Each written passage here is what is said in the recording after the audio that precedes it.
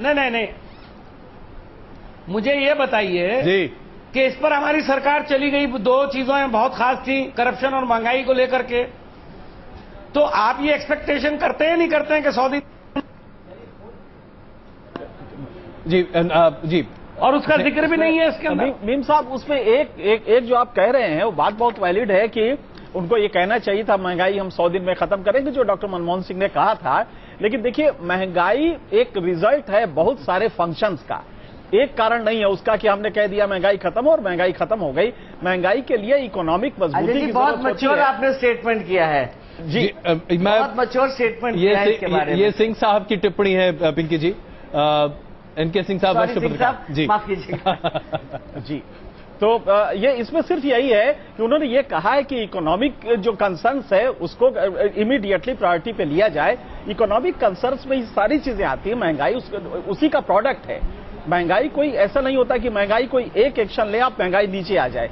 महंगाई बहुत सारे होता है, इन्फ्लेशनरी टेंडेंसीज होती हैं इकोनॉमी में, तमाम चीजें हैं। तो इसीलिए महंगाई वर्ड नहीं यूज किया गया है, लेकिन सारी चीजें जो की गई हैं, जैसे ई गवर्नेंस से ट्रांसपेरेंसी, ये करप्शन खत्म करेगा। आप याद करिए 2G स्पेक्ट्रम में जो हुआ था, अगर वो ई गवर्नेंस से होता तो शायद ये चीजें ना हो पाती और बिडिंग जो होती मैं इसी पर आना भी चाह रहा था। मीम साहब, आपकी अगर छोटी प्रतिक्रिया हो तो उसके बाद फिर हम इस पर आगे बढ़े।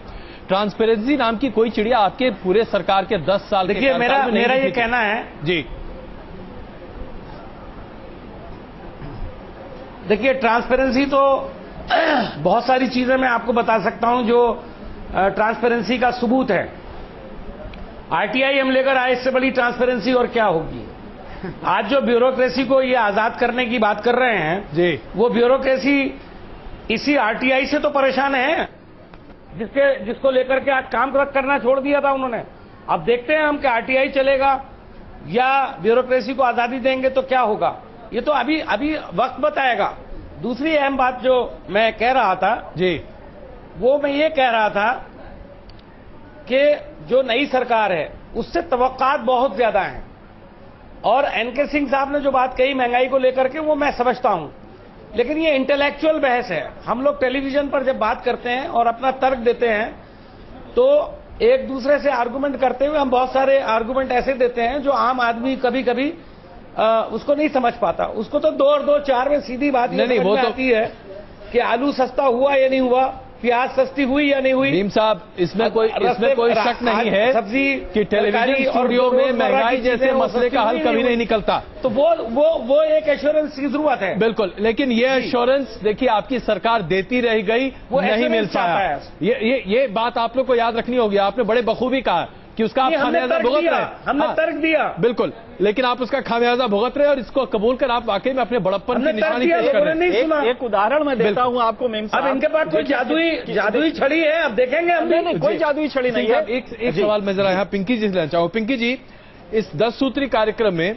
समय सीमा एक बहुत महत्वपूर्ण चीज है और इसी पर बातें आकर टिक जाती हैं।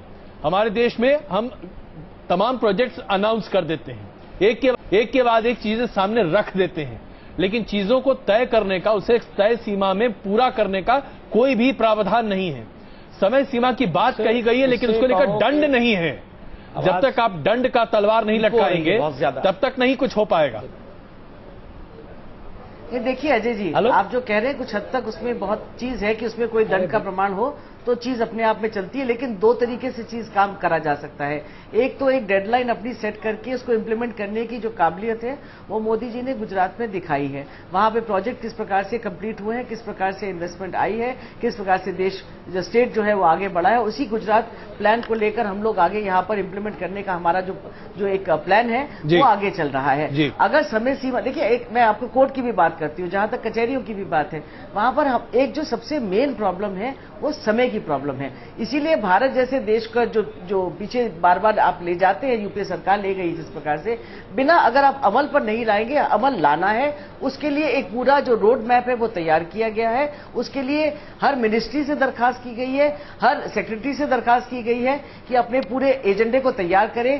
पिंकी जी, क्यों नहीं हुआ, अगर मैं आपको पिंकी जी क्या करना है, पिंकी जी मैं आपको बस यही बताना चाहूंगा, करना है जब मनमोहन सरकार चल रही थी उस वक्त समय सीमा हमेशा बांधी जाती थी, तय की जाती थी। तमाम मंत्रालय को और तमाम मंत्रियों को यह दिया गया था। हर 3 महीने पर वहां क्वार्टरली रिव्यू की बात कही जा रही थी और उसके बाद उस पर बातचीत करने की बात कही जाती थी। लोग अपना रिपोर्ट कार्ड पेश करते थे। उस समय गृह मंत्री जब थे पी चिदम्बरम साहब, वो हर महीने पत्रकारों के सामने अपने मंत्रालय का रिपोर्ट कार्ड पेश करते थे।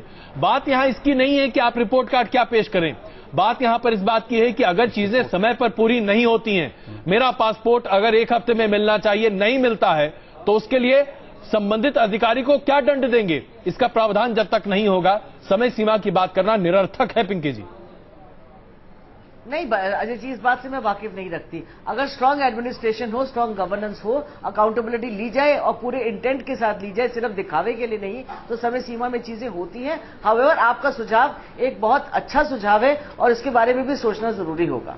सिंह साहब क्या कहेंगे आपसे? जी पिंकी जी बिल्कुल, और इसी बात पे एक और चीज मैं आपको आगाह करना चाहूंगा। पिछली गवर्नमेंट में लगातार एग्रीकल्चर प्रोडक्शन बहुत अच्छा होता रहा। 265 मिलियन टन अनाज हुआ, सड़कों पे फेंका गया।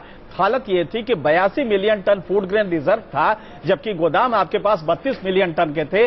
50 मिलियन टन चूहे खा गए, या अफसर नुमा चूहे खा गए, या बारिश में भीग गए। ये सिर्फ मैनेजमेंट की बात थी।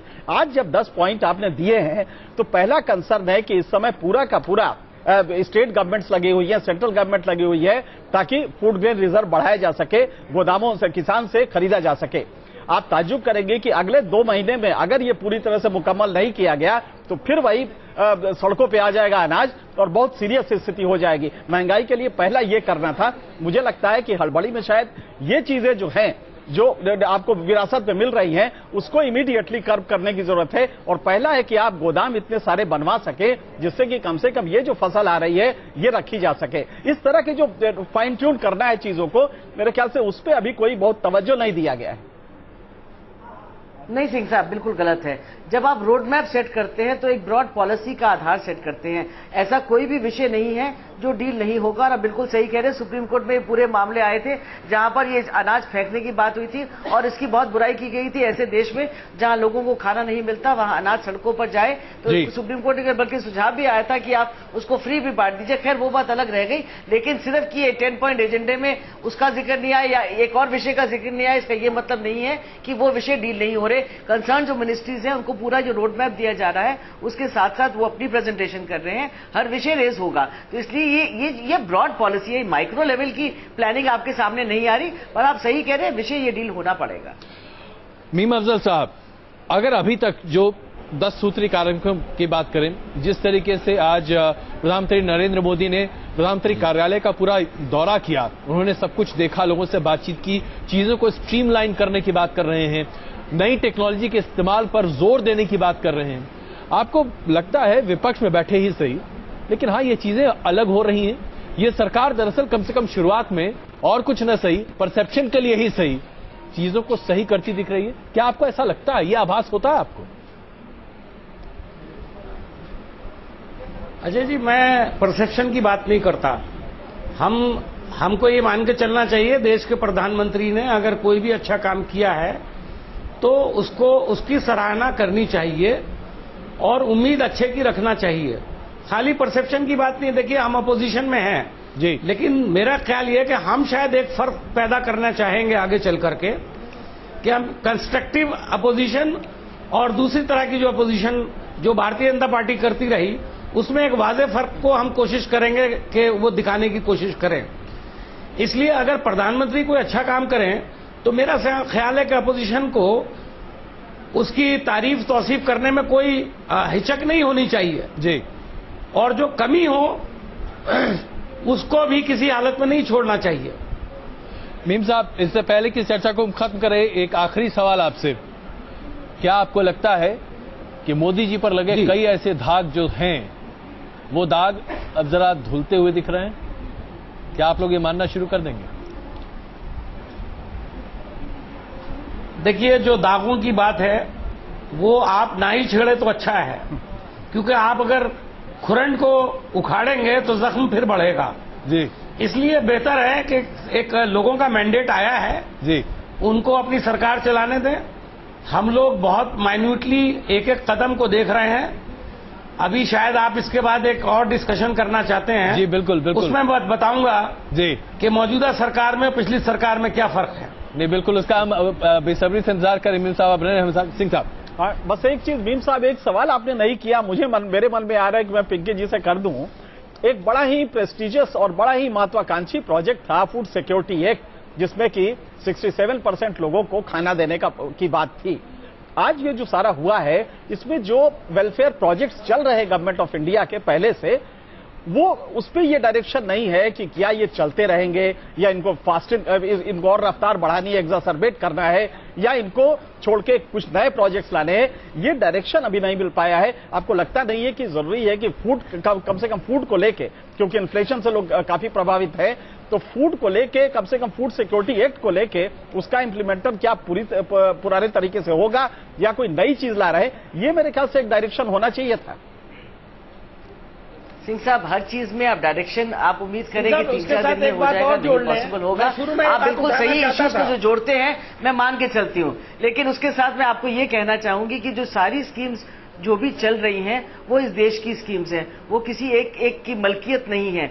जिन स्कीम्स में अच्छा पाया जाएगा वो कंटिन्यू होंगे, जिन स्कीम्स में परिवर्तन जरूरी होगा उनमें परिवर्तन लाया जाएगा, लेकिन उसके लिए थोड़ा समय दें। बैठकर देख के ही जरूरी है बात करना, सिर्फ नाम के लिए कोई स्कीम्स ले जाने का या हटाने का कोई मतलब नहीं होगा। बिल्कुल। पिंकी जी, आपका बहुत धन्यवाद इस चर्चा में शामिल होने के लिए। मीम अफजल साहब, आप हमारे साथ बने रहें। जाहिर सी बात है 100 दिनों के बाद इसका आकलन भी हम जरूर करेंगे कि दरअसल मोदी जी अपने वायदों पर कितना खरा उतर पाते हैं। आप सब हमारे साथ बने रहें। इसके